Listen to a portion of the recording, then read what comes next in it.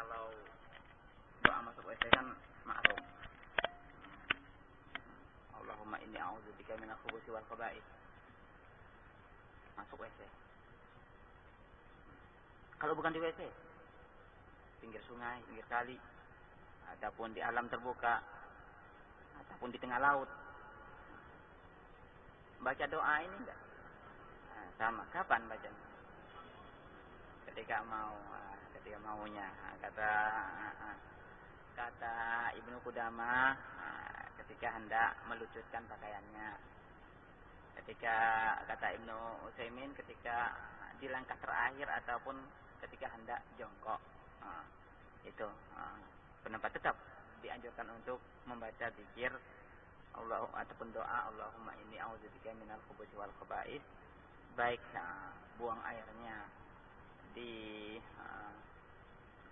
ruangan WC ataupun di luar ruangan. Kalau memang lokasi tersebut memang bukan dalam ruangan namun disiapkan untuk itu, ya ketika masuk lokasi tempat itu membaca zikirnya. Barakallahu fiikum. Sebelum kita melanjutkan pembacaan syarah Salasatil Usul, kita ingin mengingatkan kita ke sebuah hadis yang diriwayatkan oleh Imam Muslim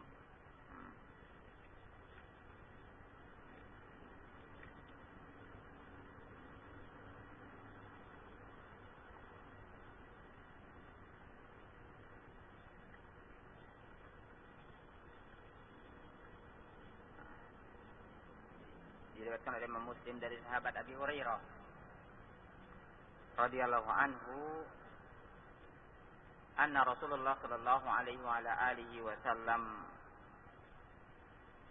bersabda, qol innallaha yarda lakum salasan wa yaskhatu lakum salasan. Sesungguhnya Allah ridha terhadap kalian pada 3 hal dan murka terhadap kalian dari 3 hal.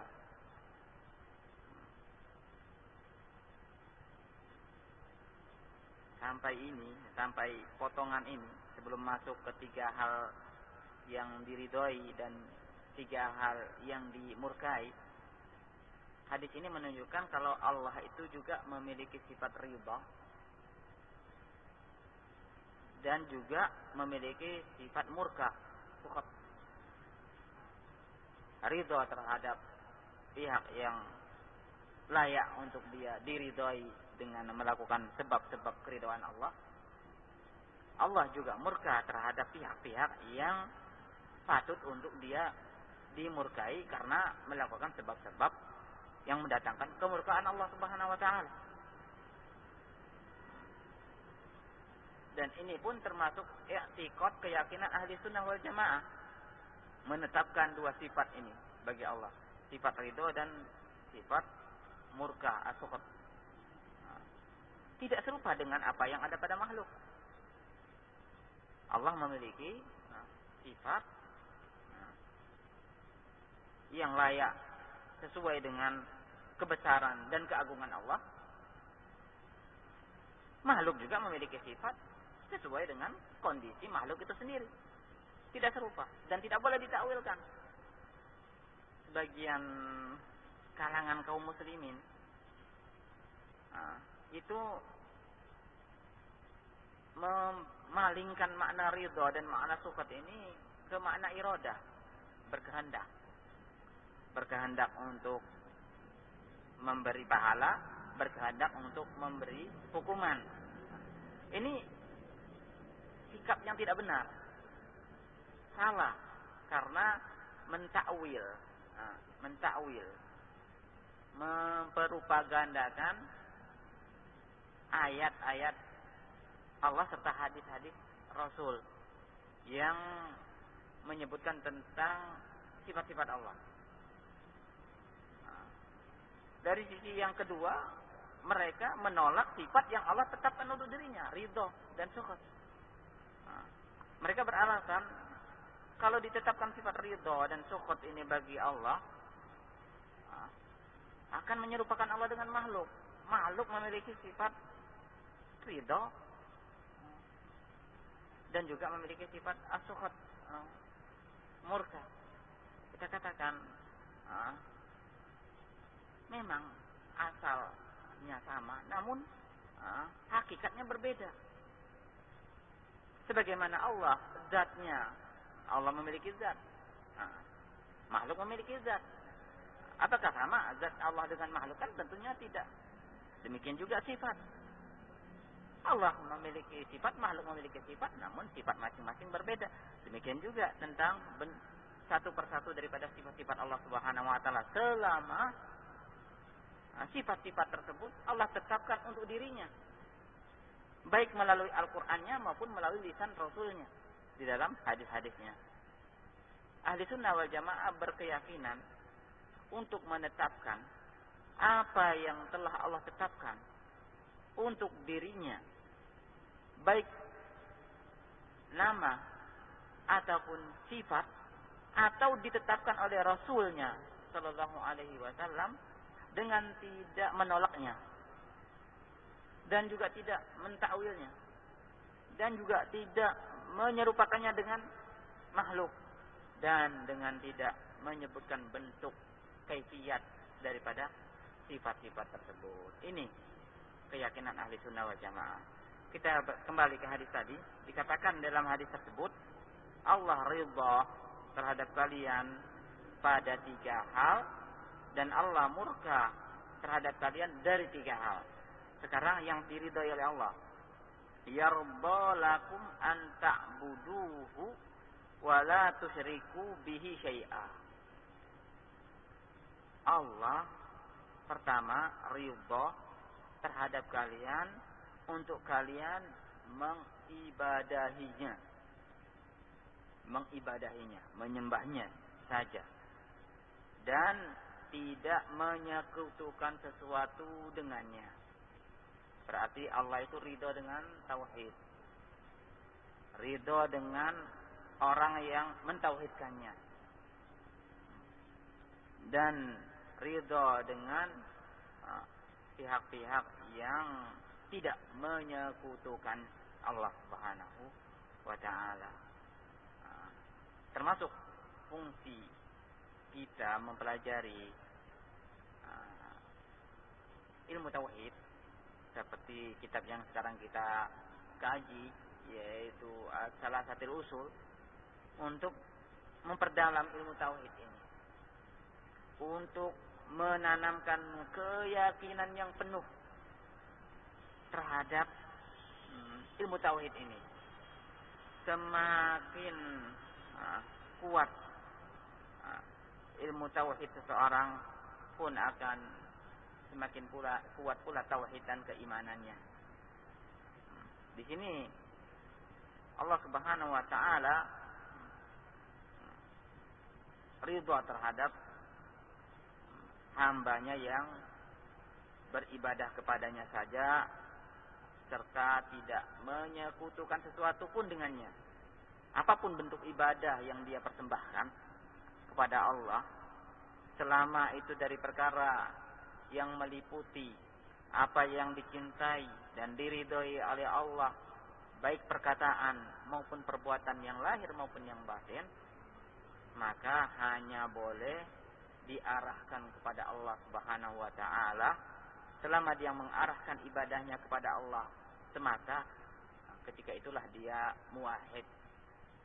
Ketika satu bentuk daripada ibadah-ibadah, entah itu doa ataupun tawakalnya, ataupun isti'anahnya, ataupun penyembelihannya, nazarnya kepada selain Allah, maka jatuhlah dia kepada kesyirikan. Maka tentunya Allah tidak akan ridha dengannya, namun dia terancam untuk kekal di neraka, dan terhalangi untuk masuk surga dan tidak akan mendapatkan penolong dari azab dan murkanya Allah Subhanahu wa taala. Kemudian kita beralih ke yang kedua, wa an ta'tasimu bihablillah jami'an wa la tafarraqu.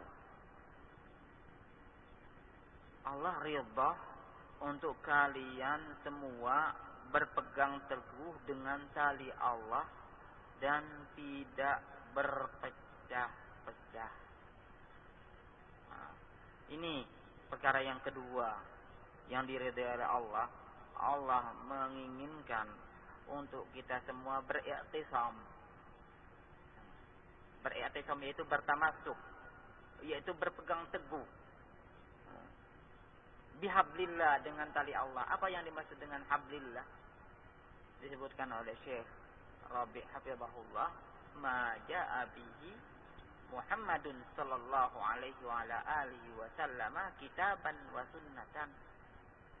Apa yang didatangkan oleh Nabi sallallahu alaihi wasallam, baik Al-Quran maupun sunnah, kandungan di dalamnya. Berarti berpegang teguh dengan Islam sebagaimana yang dikehendaki oleh Allah dan Rasulnya. Atau dalam kata lain adalah ma kana Rasulullah sallallahu alaihi wasallam wa ashabuhu alaihi. Apa yang Rasulullah sallallahu alaihi wasallam dan para sahabat berada di atasnya. Itulah kita diperintahkan oleh Allah Subhanahu wa taala untuk berpegang dengan teguh dengan tali Allah ini. Abdullah.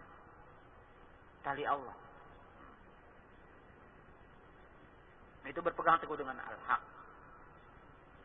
Berpegang teguh dengan al-haq. Kemudian tidak berpecah belah. Bersatu di atas al-haq. Berkumpul di atas al-haq. Kemudian berpegang dengan al-haq. Kemudian perkara yang ketiga, wa an tunasihu man wallahu Allahu amrakum. Allah ridha untuk kalian menjalin tanasuh, saling nasihat bersama orang yang Allah kuasakan urusan kalian padanya. Siapa mereka? Para penguasa. Untuk tanasuh dengan mereka. Apa yang dimaksud dengan tanasuh dengan mereka adalah bekerja sama dengan mereka di dalam al-haq. Bekerja sama dengan mereka di dalam al-haq. Bagaimana yang dijelaskan oleh Syekh Rabi' hafizahullah, munasahatu wulati amril muslimina wa dzalika yatimmu bitta'awuni ma'ahum 'alal haq. Yang demikian itu akan terlaksana dengan menjalin kerjasama bersama para penguasa tersebut di atas al-haq. Wa ta'atuhum fihi wa amaruhum bihi, mentaati mereka di atas al-haq, kemudian mengajak mereka untuk berpegang dengan al-haq. Ini tanasuh dengan para penguasa. Wa tanbihuhum wa tadhkiruhum birifqin wa lutfin, kemudian mengingatkan mereka, memberi nasihat bagi mereka dengan cara lemah lembut. Wa i'lamuhum bima ghafilu anhu, kemudian mengingatkan mereka pada perkara-perkara yang mereka terlupakan. Wa lam yablughum, yang belum sampai kepada mereka, min hukukil muslimin, daripada hak-haknya kaum muslimin. Terkadang mereka dengan kesibukan yang banyak tersebut, ada pihak-pihak kaum muslimin yang terlewatkan oleh mereka hak-hak mereka. Maka diingatkan dengan baik, dengan lemah lembut, dengan disurati ataupun dengan diajak bicara secara diam-diam, secara sembunyi-sembunyi. Ketika diingatkan dengan baik, tentunya mereka pun akan senang, akan menyambut dan akan bergembira. Berarti dia diakui dan dihormati. Wa tarkul khuruj alaihim, kemudian untuk tidak memberontak mereka. tidak membangkang mereka. Sampai kata para wassalatu khalfahum, salat di belakang mereka. Mereka jadi imam, kita salat di belakangnya. Pihak-pihak yang tidak mau salat di belakang para penguasa ini adalah ahli bid'ah. Disebutkan oleh para ulama termasuk sifat-sifat ahli bid'ah yang tidak mau salat bersama para penguasa, yang tidak mau salat jamaah ataupun berjumat bersama mereka. Ini adalah termasuk daripada sifat-sifat ahlul bid'ah. Kata Imam Ahmad, as-salatu khalfahum. Kalau salat di belakang mereka itu adalah sempurna salatnya. Jumatan di belakang mereka sempurna Jumatnya, tidak perlu diulang. Pernah dulu karena takut bicarakan oleh masyarakat, dia ikut sholat di masjid. Namun ketika pulang dia sholat lagi, sholat zuhur. Nah ini bid'ah seperti ini. Bid'ah seperti ini diingkari oleh Rasulullah Shallallahu Alaihi Wasallam. Kemudian sampai selayaknya untuk zakat itu disalurkan ataupun diserahkan kepada mereka, biar mereka yang menyalurkan. Seandainya mereka memiliki badan untuk memunguti yang seperti ini. Wa tarkul khuruj alaihim bisayf, untuk tidak memberontak mereka dengan senjata. Kalau mereka ada kesalahan di dalam tindakan ataupun ada perlakuan-perlakuan yang dianggap tidak manusiawi, maka ada pintu untuk saling tanasuh dengan mereka,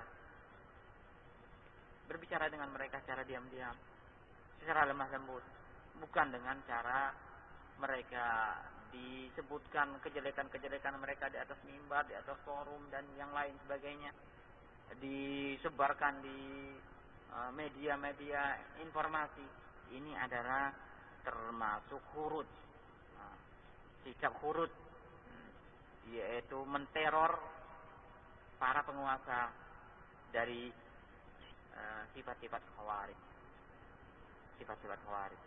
Namun ahli sunnah wal jamaah diajarkan oleh Rasulullah Sallallahu Alaihi Wasallam, jika mendapatkan adanya ketimpangan pada para penguasa, mendatanginya dengan diam-diam dan menasihati mereka. Kalau mereka menyambut, maka alhamdulillah. Kalau tidak, ya kita sudah lepas kewajiban kita, keharusan kita.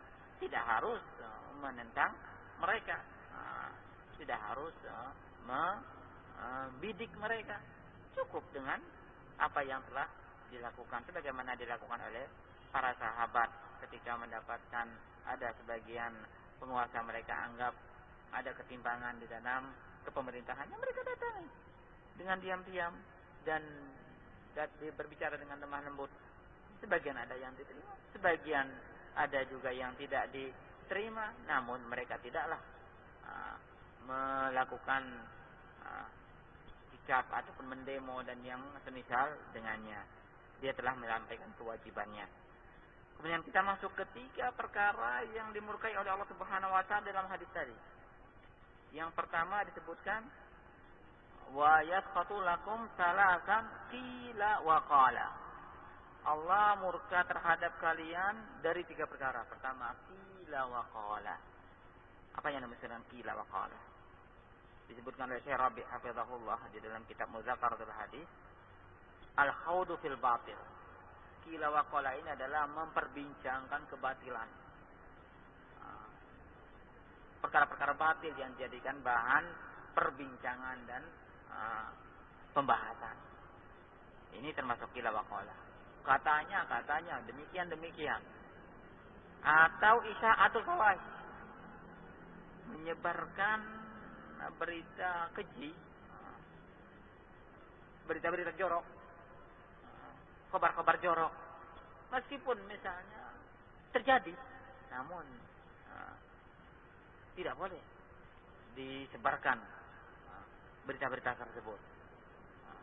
Orang yang ingin kekejian kemudian kaum muslimin disebarluaskan itu adalah sifat-sifat daripada sifat-sifat munafik. Kemudian wa nasrul isya'at, termasuk daripada qila wa qala ini adalah menyebarkan isu.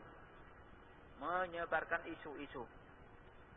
Lebih-lebih lagi kalau dusta, isu-isu ini. Ini termasuk qila wa qala yang dimurkai oleh Allah Subhanahu wa taala. Demikian juga termasuk padanya adalah menukilkan ataupun menyampaikan setiap apa yang dia dengar. Rasulullah sallallahu alaihi wasallam bersabda, "Kafa bil mar'i an kadiban an yuhadditsa bi kulli ma sami'a." Cukup seseorang terhitung dusta dengan dia menyampaikan setiap perkara yang dia dengar. Berita dari sini dilempar ke yang lain, diambil lagi, dilempar lagi ke yang lain. Jadi menyebar-nyebarkan setiap apa yang dia dengar, maka ini termasuk dusta. Dan ini yang akan mengantarkan untuk seseorang menjadi kadzdzab, pendusta besar. Sebagaimana yang disabdakan oleh Rasulullah sallallahu alaihi wasallam dalam hadis Abdullah bin Mas'ud radhiyallahu anhu. Ini bisa aja kayaknya.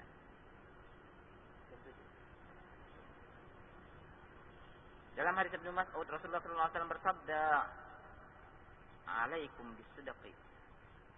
Fa inna as-sidqa yahdi ilal birr. Wa innal birra yahdi ilal jannah." Untuk kalian berbuat jujur, karena kejujuran akan mengantarkan seseorang berbuat baik, dan kebaikan seseorang akan mengantarkan dia ke surga. Wala yazalu ar-rajulu yataharras sidqa hatta yuktaba 'indallahi siddiqan. Seorang senantiasa dia berusaha untuk jujur hingga ditulis oleh Allah Subhanahu wa taala termasuk siddiq. Ratingnya Abu Bakar siddiq. Siddiq. Sebaliknya wa iyyakum wal kadzib. Dan waspadailah kalian daripada al-kadzib, dusta. Awalnya sepele. Dusta itu dengan dia menukilkan setiap apa yang dia dengar, dia sampaikan ke yang lain, ini sudah dusta. Kalau ini ditekuni akan parah akibatnya. Fa innal kadziba yahdi ilal fujur. Karena kedustaan akan membawa seseorang ke kefajiran, fajir, jahat, bejat. Wa innal fujura yahdi ilan nar, dan kefujuran, kefajiran, kebejatan, kejahatan akan membawa ke neraka, akan menyeret ke neraka. Wala yazalur rajulu yataharral kadziba hatta yuktaba indallahi kadzdzaba. Seseorang senantiasa menekuni dusta sampai ditulis di sisi Allah kadzaban, pendusta. Pendusta. Ini bahaya. Seseorang suka menukilkan apa yang dia dengar, dia sampaikan ke yang lain, dia pindahkan ke yang lain. Seandainya pun benar berita yang diambil dari orang lain tersebut, tidak boleh dia menyebarluaskannya. Seandainya pun, apalagi kalau keliru, orang yang menukilkan ke dia dari sumber yang juga tidak jelas, akhirnya dia sampaikan ke yang lain, akhirnya tersebar.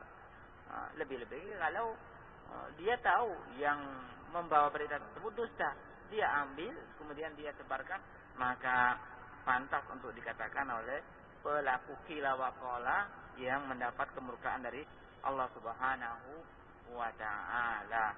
Termasuk juga kata para ulama, qila wa qala yang tercela ini adalah seseorang mendalami pembahasan permasalahan yang mustahil, yang tidak terjadi, ataupun yang belum terjadi, ataupun terjadinya ini adalah suatu yang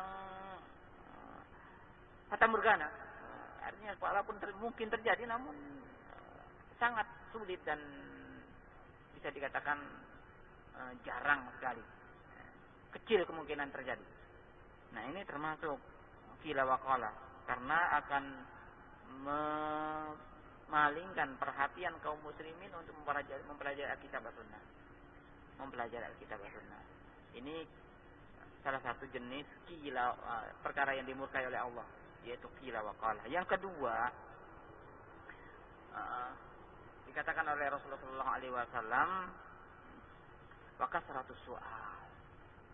Kasratus su'al, banyak soal. Apa yang dimaksud dengan soal ini? Ada dua makna. Pertama, banyak meminta.